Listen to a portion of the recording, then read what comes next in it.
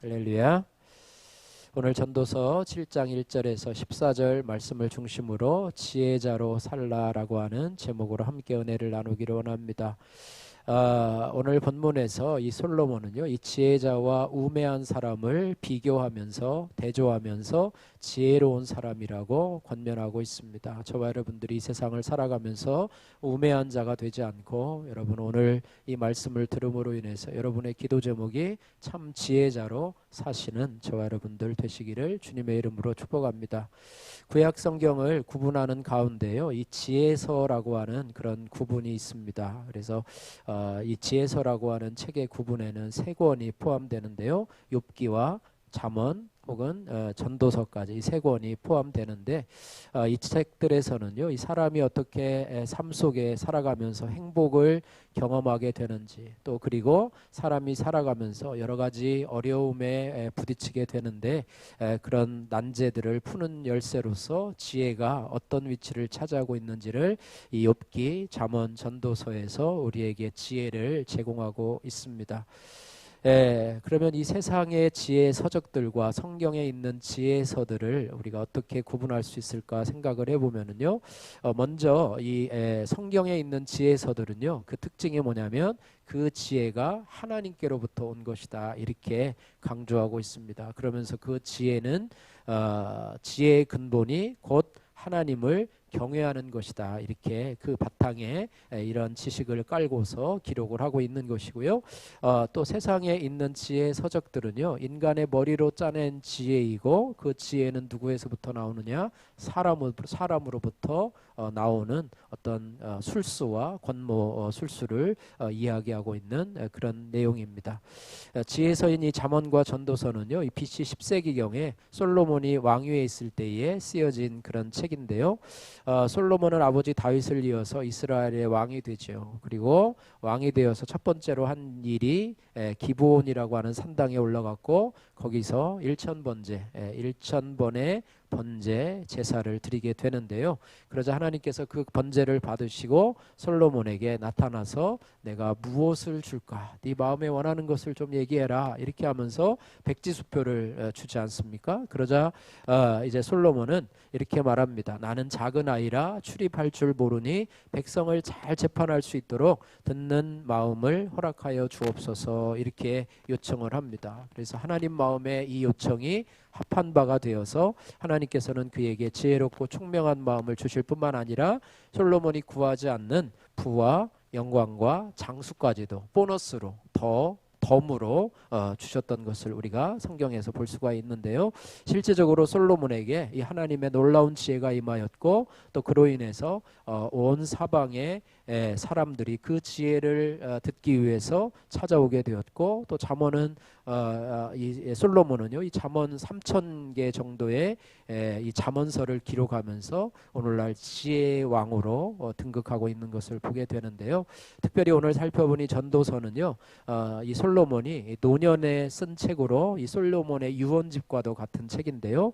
그는 여기서 자신이 이 세상의 온갖 부귀영화를 다 누려보았지만 헛되고 다 헛된 것들로서 바람 잡는 것과 같다, 이렇게 고백을 하면서 이 세상에서 가장 귀한 것이 무엇이냐? 지혜의 근원이신 하나님을 알고 그분을 경외하는 것이다, 이렇게 결론을 내리고 있습니다. 그래서 오늘 서론으로는요, 이 정도로 소개하고요. 이 세상의 모든 좋은 것을 누려왔던 이 솔로몬이 살아있는 사람들이 어디서 지혜를 얻을 수 있을까에 대해서 본문에서 세 가지로 권면을 해주고 있습니다. 바라기는 저와 여러분들이 이 솔로몬이 권면하는 이 지혜를 받아서 이 땅에서 지혜로운 자로 살아가시기를 주님의 이름으로 축복합니다.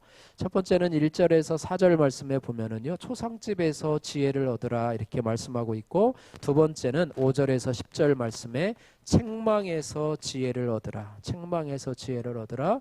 또한 11절에서 14절은 형통한 날과 권고한 날에서 지혜를 얻으라, 이렇게 말씀하고 있는데요. 오늘 본문 말씀을 통해서 우리는 우매자가 아니라 지혜자로 이 땅을 살아가시는 저와 여러분들 되시기를 주님의 이름으로 축복합니다. 첫 번째는요, 지혜를 얻되 초상집에서 얻으라, 이렇게 말하고 있습니다. 먼저 1절에서 4절 말씀을 같이 한 목소리로 읽어보도록 하겠습니다. 좋은 이름이 좋은 기름보다 낫고 죽는 날이 출생하는 날보다 나으며 초상집에 가는 것이 잔치집에 가는 것보다 나으니 모든 사람의 끝이 이와 같이 됨이라. 산 자는 이것을 그의 마음에 둘지어다. 슬픔이 웃음보다 나음은 얼굴에 근심하는 것이 마음에 유익하기 때문이니라. 지혜자의 마음은 초상집에 있으되 우매한 자의 마음은 혼인집에 있느니라. 아멘. 예. 1절 말씀에 죽는 날이 출생하는 날보다 나음에라고 얘기했고요. 예, 우리는 출생하는 날이 더 좋죠, 그죠? 죽는 날보다는. 2절에는 초상집에 가는 것이 잔치집에 가는 것보다 좋으니 모든 사람의 끝이 이와 같이 됨이니라 이렇게 말하는데, 여러분 어떻습니까? 여러분 잔치집에 가는 게 좋습니까? 여러분 초상집에 가는 게 좋습니까? 잔치집에 가는 게 좋죠. 예, 잔치집에 가는 게 좋고. 4절 말씀에도 지혜자의 마음은 초상집에 있으되 우매한 자의 마음은 혼인집에 있느니라 그랬습니다. 그러니까 우리가 근본적으로요, 그냥 깊이 생각하지 않으면 우리는 다 지혜가 없는 좀 어리석고 우매한 사람 편에 속한다는 거죠. 일반적으로는요 다 그래요. 보통 본능적으로는요, 예, 초상집에 가는 것보다는 그냥 잔치집에 가는 거 옳고, 죽는 것보다는 탄생, 출생이 좋은 것이 우리의 일반적인 그런 본능이라고 볼 수가 있는데요. 세상의 부귀영화를 다 누려본 이 솔로몬이 얘기하기로는 잔치집에 가는 것보다 초생집에 마음을 두는 자가 더 지혜로운 자다 이렇게 말씀을 하고 있습니다. 예. 예, 그래서 세상의 모든 좋은 것을 누렸더니 솔로몬은요, 살아있는 사람들이 명심해야 될 것은, 초상집이라고 하는 것은요, 죽음이 있는 현장이라고 하는 거예요. 죽음이라고 하는 현장, 죽음을 우리가 기억해야 됩니다. 지난주인가요? 메멘토 모리라고 하는 라틴어에 대해서 얘기했는데, 죽음이 반드시 있다는 것을 기억하라. 너는 반드시 죽는다는 것을 기억하라 라고 하면서 우리가 얘기했었는데요.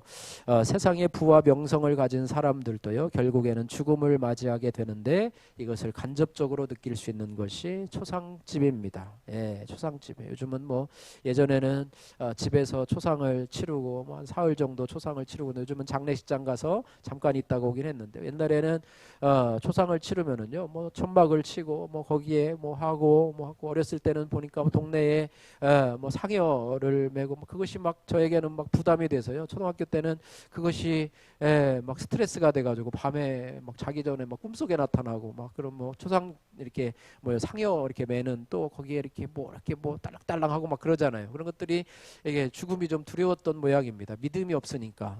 그런 모습이 있었는데, 옛날엔 초상집이라고 하는 것이, 요즘 장례식장 가면은 뭐 그렇잖아요, 그죠? 장례식장에 가는 그런 것이 있었는데요. 어쨌든 초상집은 죽음을 간접적으로 체험할 수 있는 그런 것이라고 하는 것입니다. 그래서 초상집에서는요, 저마다 자신의 인생을 진지하게 돌아보며 성령이 주시는 근심을 하기에 유익한 생각을 얻을 수 있는 것이고요. 그래서 평소에 무지한 사람들은 자신이 이 땅에서 영원히 살 존재처럼 초상집에 가서 죽음을 또 장례 치르는 것을 보면서도 나는 저 사람과 다르다, 나는 영원히 이 세상을 살아갈 것이다 라고 하면서 나오자마자 그것을 잊어버리고 살아가는 사람입니다. 그래서 솔로몬은 모든 사람의 끝인 초상집에서 부질없는 탐욕과 야망을 내려놓고 삶의 지혜를 얻으라 이렇게 말을 하고 있습니다. 저도 부교육자 생활을 15년 정도 하면서 이 장례식을 제일 많이 갔던 것 같아요. 그래서 최소한도 한 달에 한 번 정도 하면은 한 150번에서 한 200번 정도를 갔던 것 같아요. 담임 목사님은 이 결혼식은 이제 제가 한 번도 안 시키더라고요. 저 결혼식 주례는 한 번도 안 시키고, 담임 목사님은 주례를 이제 거의 다 가시고, 저희는 초상집에, 물론 이제 담임 목사님은 장로님이나 안수집사님과 같은 중요한 직분은 본인이 챙기시지만은 나머지 이제 장지에 간다든가 또 먼 곳을 간다는 것은 이제 저희들이 해서, 뭐 장례 예배, 또 뭐 입관 예배, 뭐 발인 예배, 또 장지에 가는 하관 예배, 혹은 뭐 이렇게 뭐 그런 예배들은 저희들이 다 갔던 것이 기억이 나는데요.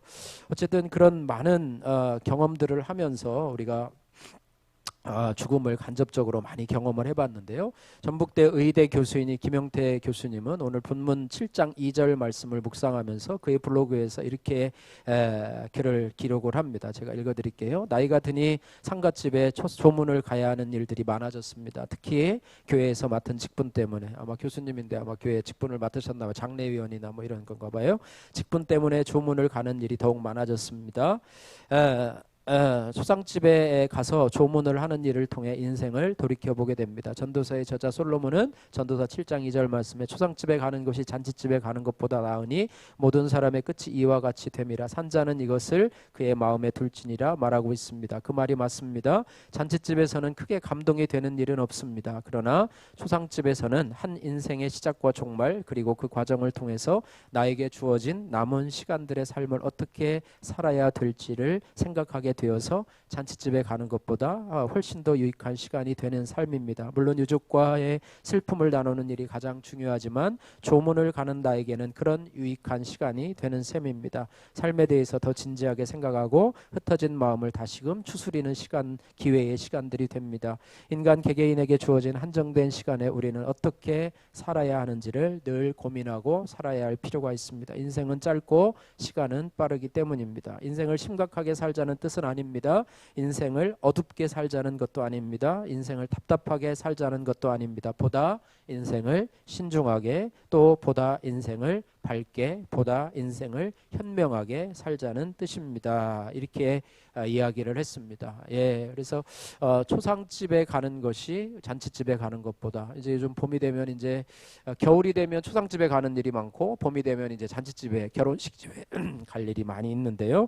히브리서 9장 27절 말씀에는 우리가 많이 생각하는 것이죠. 그죠? 한 번 죽는 것은 사람에게 정하신 것이요, 그 외에는 심판이 있으리니, 이런 말씀이 있습니다. 사람은요 누구나 죽습니다. 예외가 없어요.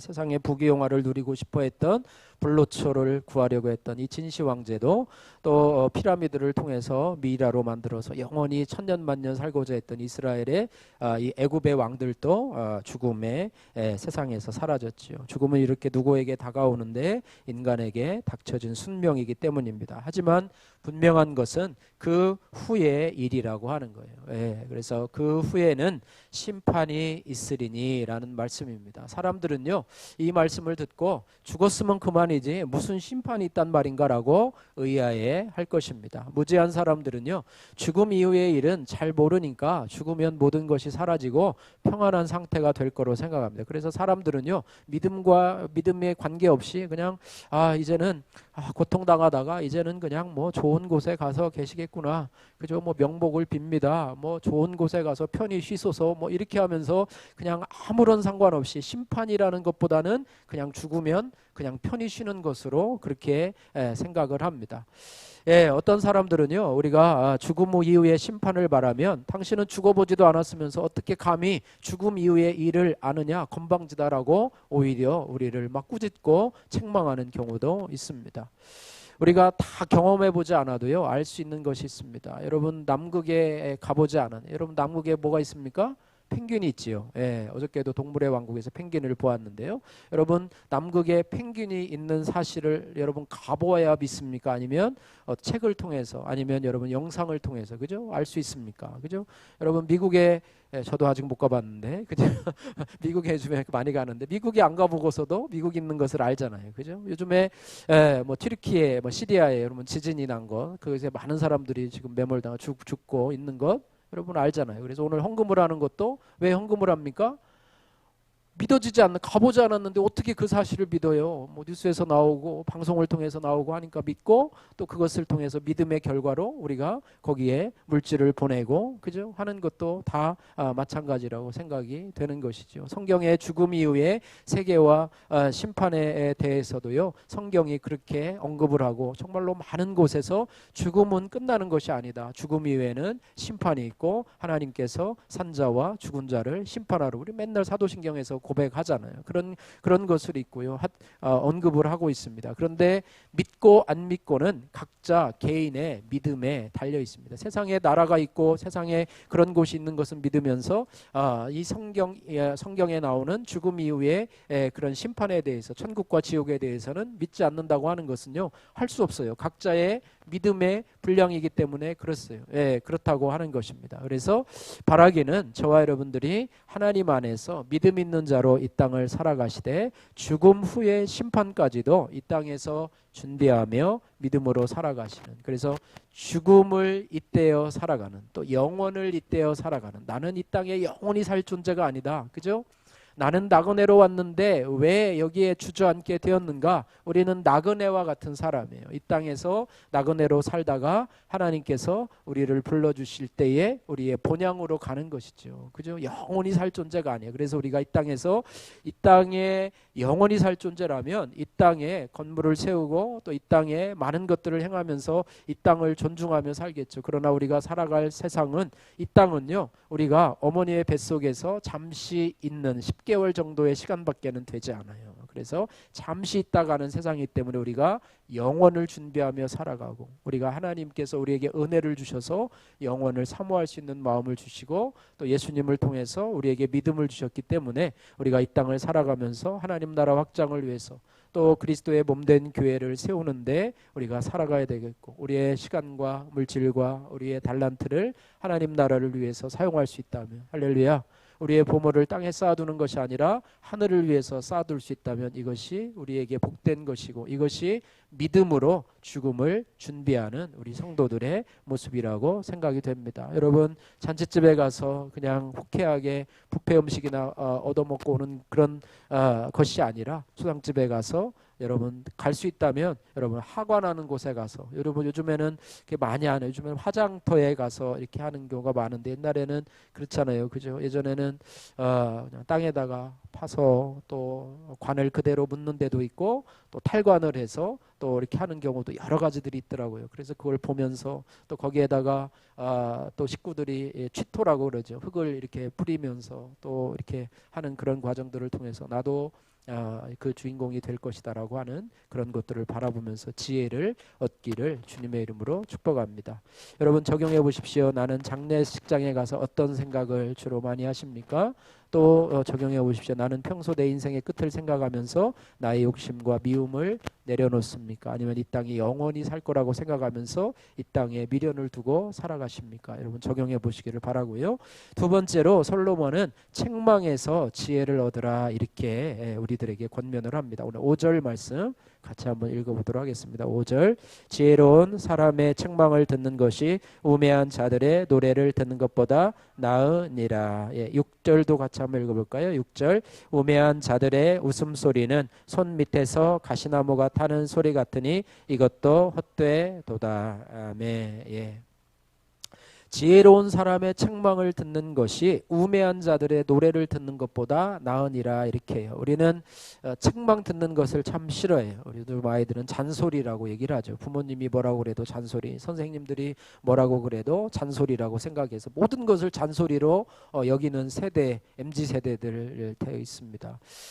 책망을 들으면 기분 좋아할 사람은 없어요. 일단 내가 하는 행동들에 대해서 어쨌든 잘못됐다고 얘기를 하는 거니까요. 정죄를 받는 것이니까 기분이 좋을 사람이 아무도 없어요. 내가 하는 대로 내버려 두어야지 기분이 좋은데, 그거 하지 마, 그거는 안 좋은 거야, 하지 마, 이렇게 하지 마라고 하는데, 특별히 우리가 책망을 받는데 우매한 사람의 책망은 우리가 흘러버려도 돼요. 어리석은 사람의 책망은 내가 한 귀로 듣고 한 귀로 흘러들여도 돼요. 그러나 오늘 솔로몬이 얘기하는 것은 누구의 책망이요? 지혜로운 자의 책망은 우리가 듣는 것이 좋다. 그리고 우매한 자들의 노래를 듣는 것보다 그것이 나으니라, 이렇게 말하고 있습니다. 책망으로 번역된 히브리어 원어 게하라는요, 지적이고 도덕적인 측면에서의 어리석음을 깨우쳐주고 또한 그를 강하게 양육하기 위한 목적을 가지고 하는 권고나 경책을 가리킨다고 하는 거예요. 책망이요, 책망을 위한 책망, 책망을 위한 책망, 자신의 권위를 유지하기 위한 책망, 이것이라고 한다면 그것은 아무런 의미가 없어요. 책망이 어떤 목적에서 이루어지냐면 상대방을 올바로 양육하게 하고 또 도덕적으로나 영적으로나 올바른 길로 인도하려고 하는 선한 목적을 가지고 있을 때에 그 책망이 아름다운 책망이 되고 사랑이 담긴 책망이 바로 올바른 지혜로운 자의 책망이라고 하는 것이죠. 그래서 솔로몬은요, 잠언에서 잠언 6장 2절 23절 말씀에 이렇게 해서 이러한 지혜로운 자의 책망을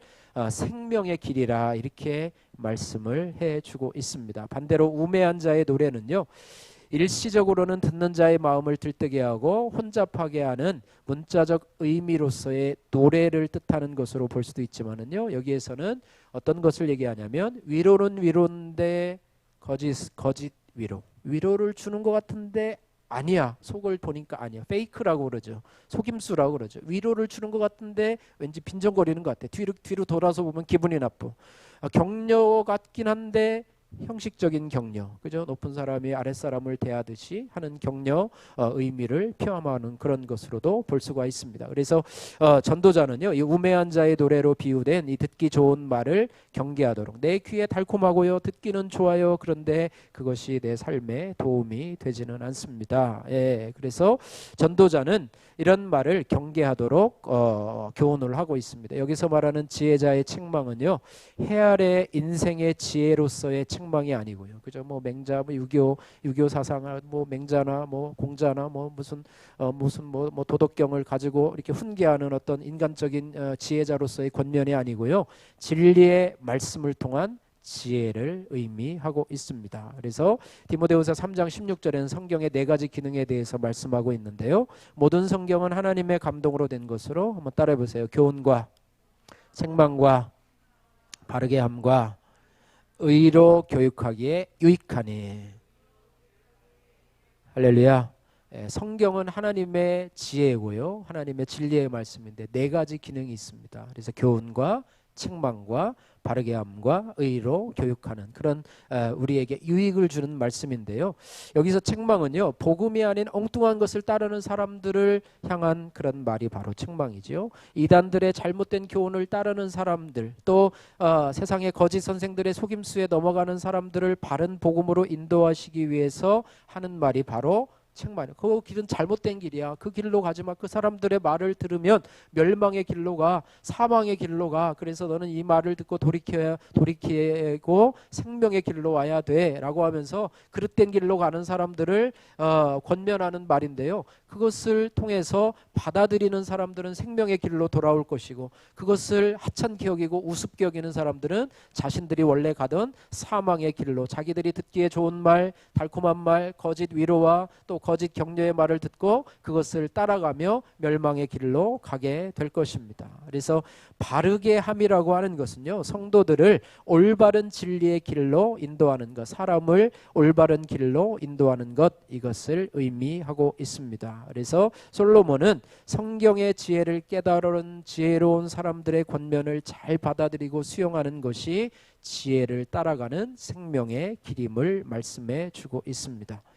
그래서 우리가 어떤 문제가 있을 때마다 하나님 앞에 기도하지요. 또 하나님의 말씀을 보고 지혜를 구하지요. 또 믿음의 공동체에 또 기도 제목을 함께 요청하고, 또 어떤 일을 결정할 때에 내가 스스로 결정하지 않고 공동체에 물어서, 믿음의 사람들에게 물어서 이를 어떻게 하면 좋을까요? 라고. 여러분, 큐티인 간증을 여러분 늘 보시면서 제가 깨닫는 말이 뭐냐면, 이 소그룹 공동체가 그런 역할을 해야 된다는 것입니다. 그래서 어떤 결정을 할 때 믿음의 사람들의 권면을 듣고 그 권면에 따라서 우리가 순종하며 나갈 때 하나님께서 우리를 선한 길로 인도하신다. 그러나 미련한 자는 혼자서 다 고민을 해요. 혼자서 고민하고 혼자서 물론 기도도 하겠죠. 그러면서 혼자서 다 그 길을 걸어갑니다. 누구도 도움을 받을 수 없어요. 누구의 도움도 받을 수 없어요. 예, 그런 것입니다. 그래서 우리 공동체를 주신 이유는요, 그것이에요. 여러분들 외로운 인생길을 걸어가면서 여러분 힘들고 어려운 결정들을 할 때 여러분 목사님이나 사모님에게 또 믿음의 공동체에게 여러분 도움을 요청하고 또 조언을 구하고 하시기를 주님의 이름으로 축복합니다. 예, 혼자서 그 일을 결정하고 하신다고 하면 교회 공동체에 속해 있는 의미가 아무것도 없어요.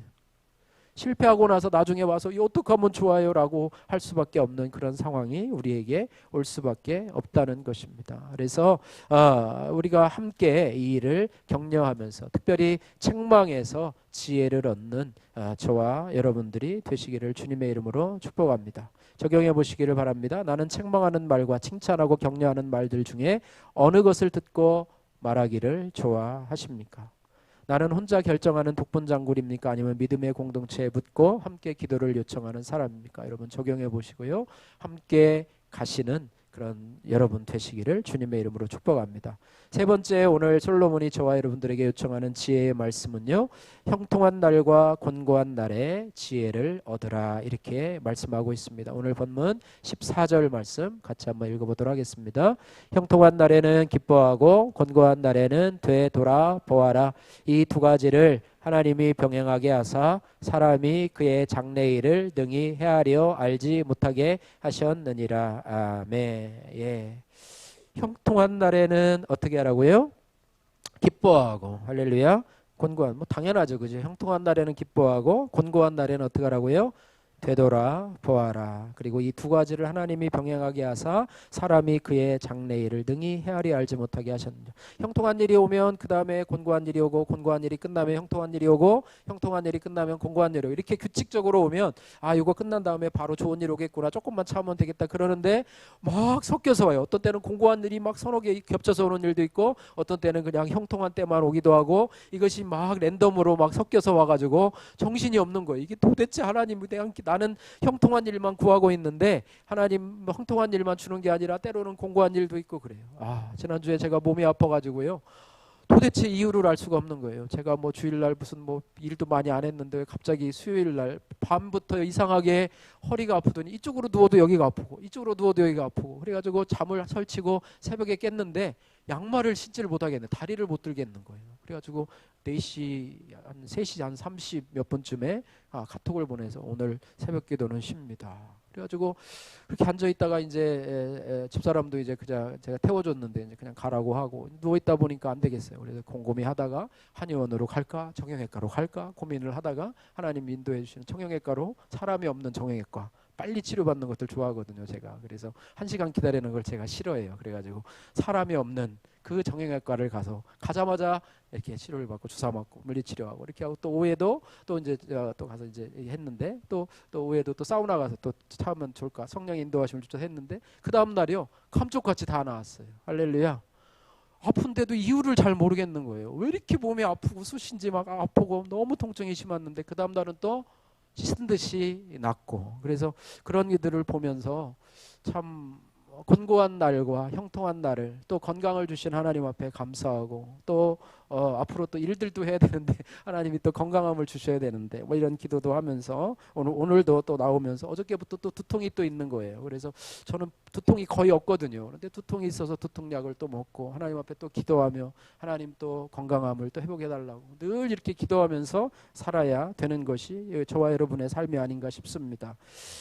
비슷한 말이요, 지난주 주일날에 제가 전도서 3장 11절 말씀을 설교했는데요, 그 말씀 여러분 기억하시는지 모르겠지만, 하나님이 모든 것을 지으시되 때를 따라 아름답게 하셨고 또 사람들에게는 영원을 사모하는 마음을 주셨느니라. 그러나 하나님이 하시는 일의 시종을 사람으로 측량할 수 없게 하셨도다. 예, 하나님이 측량할 수 없도록 형통한 날과 곤고한 날을 주셔서, 그러나 결론적으로는 어떻게 하셨다고요? 아름답게 하셨다. 그 날들을 아름답게 하셨다. 이 아름답게라고 하는 말의 원어에는요, 조화롭게 하셨다, 하모니라고 하는 뜻을 가지고 있습니다. 그래서 이런 것들을 조화롭게 하셨다고 하는 거예요. 여러분, 이제 겨울이 지나고 이제 봄이 오는데요, 1년 내내 겨울만 있으면 여러분 어떻게 하겠습니까? 그죠? 겨울만 있으면 추위를 타는 분들은요, 이게 지옥이죠. 봄이 오면 이제 오늘 화분도 내놓고 이제 따뜻한 봄날을 기다리면서, 그죠? 화분에 우리 화단에 필 수선화도 좀 기대하면서, 노란 수선화가 조금 있으면 필 텐데 그것도 기대하면서 살아가잖아요. 네, 그렇게 살아가는데 매일 더운 여름만 있으면 어떡하겠습니까? 30도 35도가 되는 여름만 있으면 어떡하겠습니까? 우리가 살아갈 수가 없는데 하나님이 우리에게 계절도 주시고 또 조화롭게 허락하여 주셔서 형통한 날과 또 곤고한 날도 주셨다는 거예요. 매일 꽃길만 걸으면 어떡하겠습니까? 매일 꽃길이에요. 매일 형통해요. 가는 곳마다 다 하재요. 10년 동안 꽃길만 걸어왔다고 생각하십시오. 그럼 여러분 안일하고 나태하고 해서요, 여러분 아마 타락하게 될 것이라고 생각합니다. 여러분, 사회보장제도가 제일 잘 되는 이 스칸디나비아 3국 있잖아요. 뭐 노르웨이, 덴마크, 뭐 스웨덴 이런 나라들은요, 실업을 해도 걱정을 안 해요. 직업이 없어도요, 국가에서 잘 보장을 해주고, 또 나이가 돼서 은퇴를 해도 국가에서 사회보장제도가 너무 잘 돼 있어서 또 의료도 잘 돼 있고 그래가지고 사람들이 걱정이 없대요. 그런 나라에서 살고 싶은데 거기에 자살률이 높다는 거예요. 아무런 희망이 없어요. 뭐 살아갈 이유가 없는 거예요. 다 대주니까. 뭐 그렇다고 하는 것입니다. 그래서 조화롭게 주셨다라고 하는 것은요, 하나님께서 우리를 하나님의 섭리이고 우리에게는 그것이 오히려 축복이라고 하는 사실을 기억해야 할 것입니다. 그래서 솔로몬이 지혜롭게 하라고 하는, 지혜를 얻으라고 하는 것의 첫 번째는 뭐냐면, 한번 따라해 보세요. 형통한 날에는 기뻐하라. 할렐루야. 예, 형통한 날에는 기뻐하라. 여러분 형통한 날에 기뻐하십니까? 진정으로 기뻐하십니까? 아니면 또 지나겠지, 또 안 좋은 일이 올 거야 라고 하면서 씁쓸한 마음으로 조금 덜 기뻐하십니까? 여러분, 남들이 기뻐하는 일이 생겼을 때는 정말로 기뻐해 주시는 여러분 되시고, 여러분에게도 기뻐하는 일이 생겼으면 정말로 기뻐하시기를 주님의 이름으로 축복합니다. 예, 그래서 남이 어떤 일을 좋은 축하해 줄 일이 있을 때요, 제일 나쁜 말이 뭐냐면 잘 됐네, 잘했네, 뭐 이런 말이 안 좋대요. 기분 나쁘대요. 왜냐하면 그것은 위에서 밑에 사람을 평가하는 말이 돼요. 잘 됐네, 뭐 잘했네, 뭐 이 정도는 기분 나쁜 말이에요. 그러니까 그렇지 말고요, 칭찬해 줄 때 가장 좋은 말이 뭐냐면은요, 감탄해 주는 거래요. 와, 뭐 이런 말이, 와, 이런 말을 필요 없어요. 그냥 와 해주고 축복해주고 하는 말이에요. 그래서 저도 요즘에 우리 아이들이 뭐 좋은 소식 들리면요, 전화기에다 대고 와 해줘요. 그러면 다른 말이 필요 없어요. 잘했네, 아이고 정말 잘했네, 이런 말을 하면 더 기분 나빠요. 칭찬해 주는 거 아니지? 애들이 먼저 알아요. 그러니까 저는 그냥 와, 저도 어려서부터 부모님에게 칭찬을 잘 받고 잘하질 못했어요. 학교에서 뭐 잘 100점을 맞아와도 반응이 없어요. 성적표가 와서 좋은 성적이 와도 별로 반응이 없어요. 그랬는데 저도 그러다 보니까 아이들이 좋은 일을 해와도 칭찬을 하지 못하는데, 여러분 칭찬해주는 좋은 것은요, 감탄을 해주래요. 감탄. 와, 와를 한 5초 정도 해주세요. 박수 치면서. 탬버린 있으면 더 좋겠죠. 탬버린 와 하면서 막 이렇게 밥그릇 같은 거 두드리며, 냄비 같은 거 두드리면서 와 해주면, 와 진짜 좋아하는구나 이렇게 생각을 한대요. 여러분 잘했네 한마디 하지 마시고요, 여러분 격려해 주고. 그래서 여러분이요, 정말로 형통한 날에는 하나님 앞에서 정말 기뻐할 수 있는 것이 행복이라고. 할렐루야.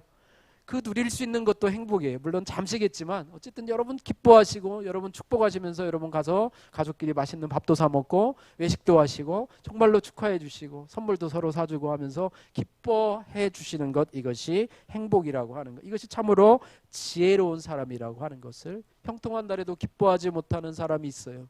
진정으로 기뻐하지 못하고 즐기지 못하는 사람은 지혜가 없는 사람이라고 하는 것입니다. 여러분 진정으로 기뻐하시기를, 기도응답이 받으면 여러분 정말로 기뻐하시고 정말로 하나님 앞에 감사하시기를 주님의 이름으로 축복합니다.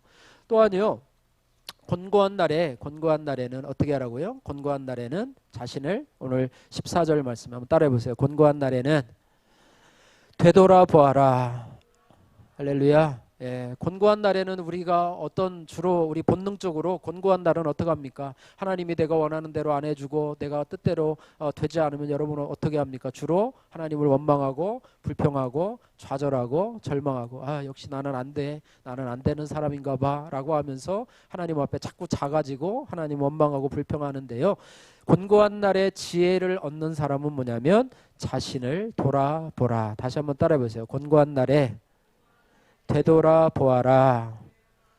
예, 형통한 날에는 기뻐하고 권고한 날에는 되돌아보아라. 여러분 이걸 외우세요. 권고한 날에는 기뻐하고, 아니다, 형통한 날에는 기뻐하고 권고한 날에는 어떻게 해요? 되돌아보아라 이런 말입니다. 되돌아보라고 하는 것은요, 깊이 생각하라는 거예요. 나 자신의 연약함을 다시 한번 생각해 보라는 거예요. 낙심하거나 절망하지 말고 자신의 연약함을 되돌아보라는 거예요. 내가 연약함을 좀 바라보고, 그렇지, 하나님 앞에 나는 연약한 존재지, 또 하나님이 이것을 통해서 나에게 무엇을 또 깨달으라고 하시는 건가, 또 나의 이런 허물과 죄들을 바라보면서 이렇게 깨닫고 회개하면서 더욱 주님을 의지하고 하나님을 가까이 하는 그런 계기가 된다면, 그렇지, 이때는 내가 더 하나님 앞에 가까이 해야지. 내가 권고할수록 하나님을 멀리하는 것이 아니라 하나님을 더 가까이 해야지. 기도의 자리에 더 나가야지. 예배의 자리에 더 나가야지 라고 하면서 하나님의 은혜를 좀 더 구해야지. 이런 마음을 가지고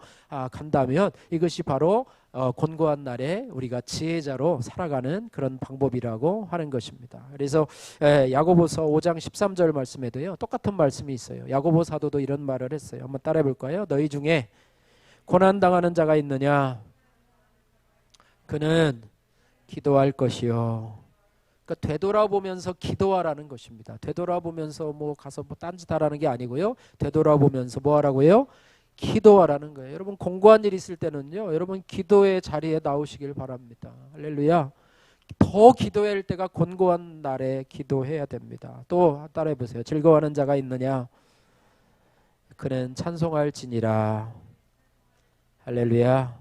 찬송할지니라. 기뻐하며 찬송하며 하나님 앞에 영광 돌리라 이렇게 말하고 있습니다. 그래서 우리가 형통한 날이든 곤고한 날이든 간에 우리가 하나님 말씀 안에 순종하며 일상을 믿음으로 살아가는 것이 가장 지혜로운 삶이 될 거라 이렇게 말씀하고 있습니다. 인간은요 당장 몇 초 후에 자신에게 일어날 일도 알지 못하는 인생입니다. 결국 지혜로운 인생은 자신의 약함과 어리석음을 인정하며 하나님이 하시는 일과 그분의 때에 그분을 의지하며 순종하는 사람. 여러분 적용해 보십시오. 나는 형통할 때 진심으로 기뻐하며 하나님 앞에 찬송하며 감사하십니까? 반대로 나는 곤고한 날에 자신의 약함과 어리석음을 인정하며 하나님을 더욱 의지하십니까? 아니면 곤고함을 주신 하나님을 원망하며 불평하며 하나님을 멀리 하십니까? 여러분 돌아보시기를 바랍니다. 곤고한 날에라고 하는 이 장병준 형제님의 큐티인 간증 내용입니다. 몇 년 전 저의 작은 아들은 불의의 사고로 아파트 3층에서 추락하여서 약 2년 9개월 동안 병원에 입원해 있었습니다. 그리고 퇴원한 후 7개월 동안 통원 치료를 받으면서 지냈습니다. 그때 제가 할 수 있는 일이라곤 매일 아들과 산책하는 것, 목욕시켜주는 것과 아들의 인지 능력 회복을 위해서 반복적으로 아들에게 질문하는 것이었습니다. 요즘 저의 제일 큰 걱정은 아들의 인지가 더 좋아지지 않고 계속 돌아오지 못하면 어떻게 하나, 아들이 혼자 어떻게 살아가나 하는 것입니다. 이런 걱정은 저를 매우 슬프고 고통스럽게 합니다.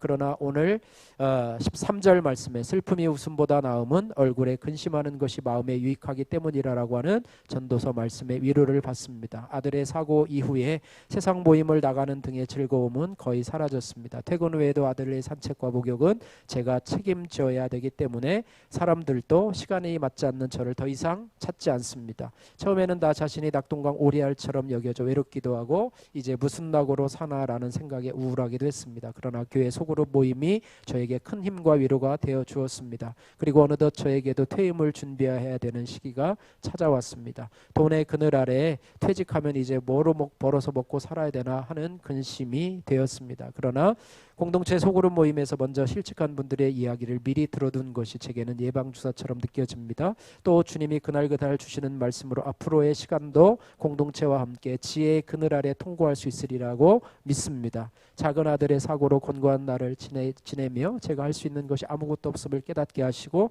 소그룹 나눔으로 위로와 지혜를 얻게 해주신 하나님 감사합니다. 세상이 말하는 성공으로는 근심과 걱정을 해결할 수 없고 오직 하나님의 말씀과 성령의 지혜로만 미래의 근심과 걱정에서 벗어날 수 있음을 믿으며 지혜의 근본이신 하나님만 의지하기를 소망합니다. 이분의 어려움을 아시죠? 이걸 보면서 부인은 어디 갔나 이런 생각이, 부인에 대한 언급이 전혀 없거든요. 그래서 혼자서 아들을 키우나 뭐 이런 생각도 하고 그런 게 했는데 잘 모르겠어요. 제가 그분을 잘 몰라서 적용의 말씀입니다. 지인과 형제들에게 제가 큐티한 내용을 일주일에 한 번 이상 SNS로 전달하겠습니다. 퇴사하기 전에 동료들과 후배들에게 식사를 대접하면서 그들의 이야기를 들어주고 복음을 전하겠습니다. 이렇게 적용을 했습니다. 여러분은 지금 형통의 날을 지나고 있습니까? 아니면 곤고한 날을 보내고 있습니까? 아니면 이것이 섞여가지고 형통한 날인지 곤고한 날인지를 전혀 분간을 못하는 삶을 살아가고 계십니까? 여러분 형통한 날이면 기뻐하시고 곤고한 날이면 자신을 되돌아보시기를 바랍니다. 여러분 형통한 날이면 찬송하시고 곤고한 날이면 하나님 앞에 기도하시는 그런 은혜가 있기를 주님의 이름으로 축복합니다. 바라기는 솔로몬의 권면처럼 잔치집보다 여러분 초상집에서 죽음을 통해서 지혜를 얻으시고 사람의 칭찬과 격려보다는 지혜로운 자의 책망에서 지혜를 얻으셔서 형통한 날과 곤고한 날을 통해서도 더욱 주님을 의지하고 지혜를 얻으셔서 이 땅을 믿음으로 살아가시는 이 땅의 나그네로서의 삶을 살아가시는 죽음 이후의 삶을 준비하시는 여러분들 되시기를 주님의 이름으로 축복합니다.